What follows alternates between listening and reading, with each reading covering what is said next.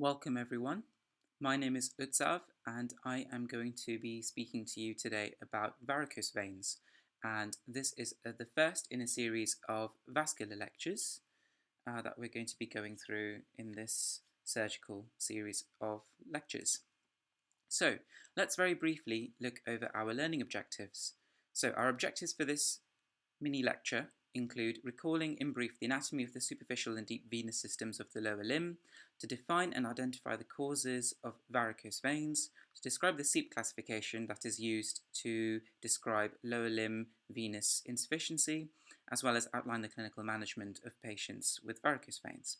So let's get started. So if we revise the anatomy of the lower limb venous system at the moment, we can see that the superficial veins lie in the subcutaneous tissues and have valves to prevent backflow of blood. The deep veins lie within the deep fascia and in general run alongside the arteries.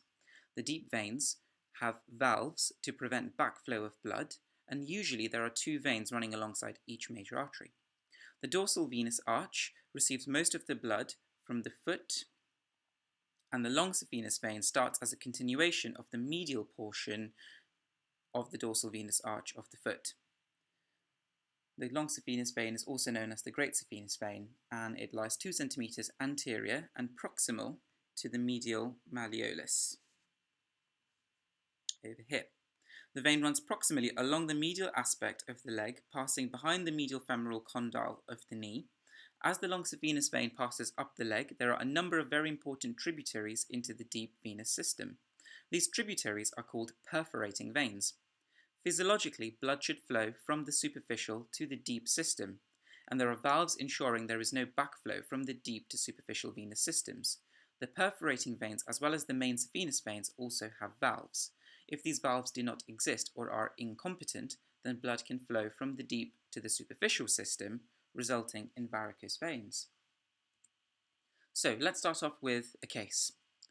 This case is of a 36-year-old mother of 2 who complains of heaviness in her left leg, and over the last 5 years she's noticed some large veins on the inner aspect of her left leg, and she's concerned about the way that it looks, and we can see this on this photograph here on the right hand side of the screen. She asks you for advice for both symptoms and the cosmetic appearance of her left leg. So, single best answer question: what is the gold standard investigation of choice for the diagnosis in this patient?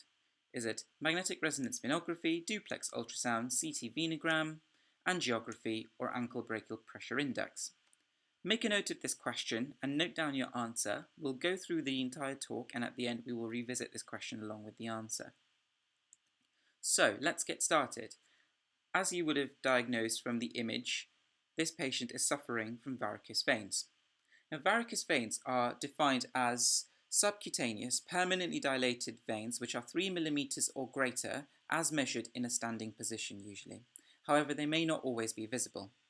They can affect up to 40% of people and are more common in women than men.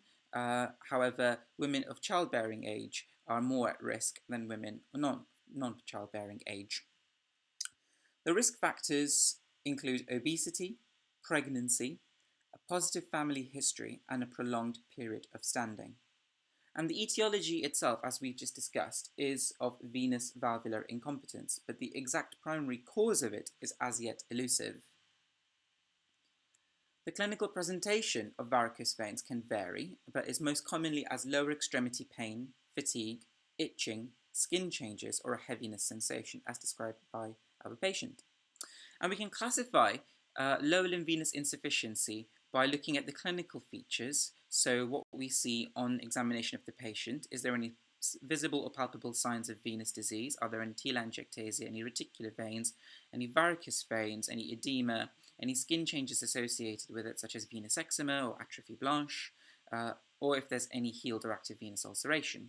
Or we can look at the etiological or the anatomical distribution of it, or the pathophysiological.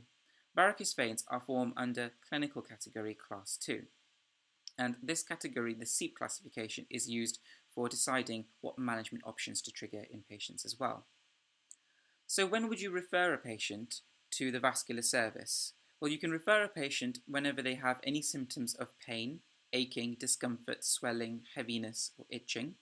If they get any changes in skin colour, if they get any skin conditions associated with it, such as venous eczema, or if they have any hard or painful varicose veins, or a healed or unhealed ulcer.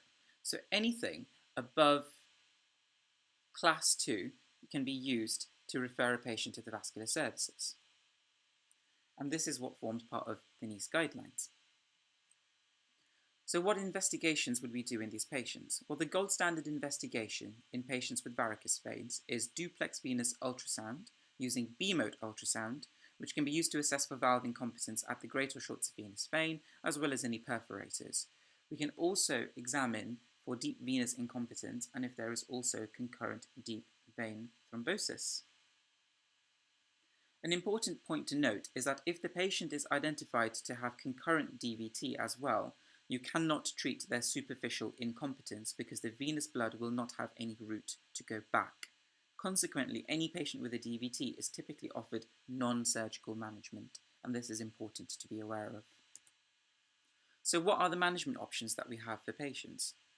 Well, most patients would be suitable for interventional treatment, and this may be via endothermal ablation, where there is a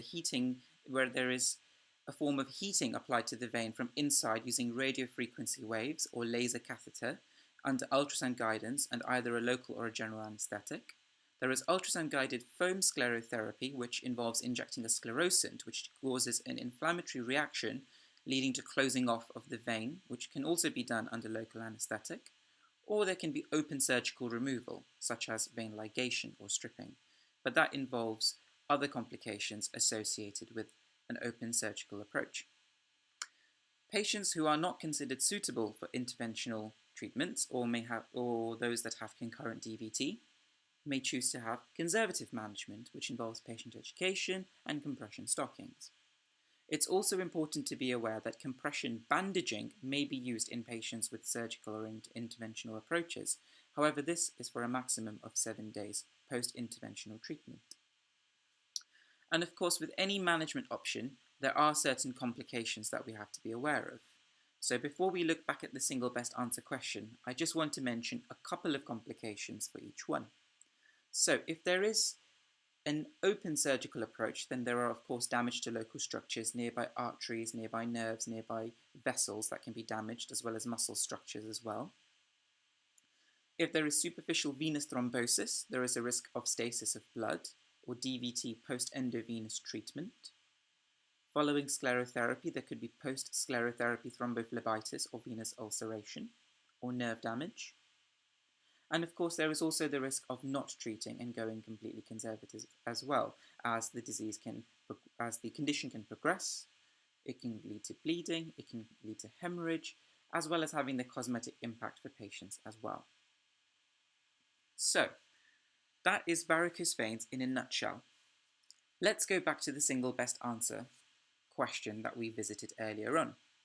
So the gold standard investigation of choice for the diagnosis in our 36-year-old patient is it an MRV, a duplex ultrasound, a CT venogram, an angiography procedure, or an ankle brachial pressure index? So the most suitable and single best answer for this question is duplex ultrasound, or in specific, B-mode duplex ultrasound, which is also mentioned in the NICE guidelines. A magnetic resonance venography or a CT venogram would be inappropriate in this setting.